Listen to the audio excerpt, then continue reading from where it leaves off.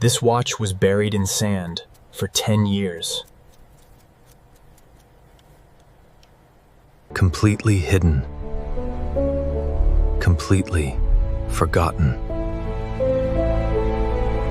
First, every grain of sand had to be removed.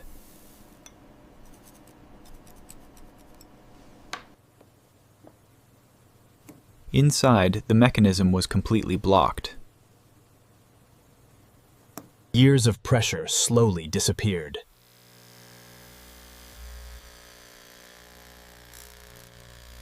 What was buried started to shine again.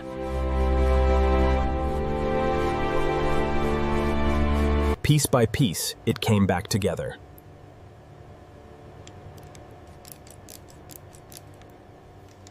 And then, it started ticking again.